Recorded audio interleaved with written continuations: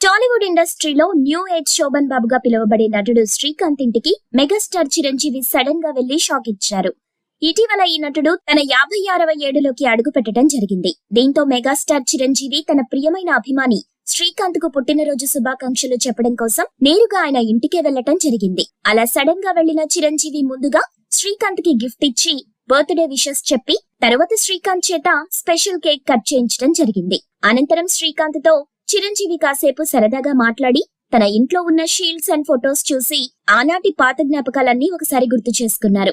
ఇప్పుడు ఆ birthday celebrations కి సంబంధించిన వీడియో నెట్టింటా వైరల్ గా మారింది. ఇక హీరో శ్రీకాంత్ గత ఏడాది రామ్ నటించిన స్కంద, కోటబొమ్మాలి, PS వంటి హిట్ చిత్రాల్లో నటించి మంచి క్యారెక్టర్ ఆర్టిస్ట్ గా గుర్తింపు తెచ్చుకున్నాడు. అలాగే ప్రస్తుతం జూనియర్ NTR నటిస్తున్న దేవరా చిత్రంలోనూ, రామ్ చరణ్ నటిస్తున్న గేమ్ చేంజర్ చిత్రంలోనూ ప్రతినాయకుడి పాత్రలు పోషిస్తున్నట్టు సమాచారం అందుతోంది.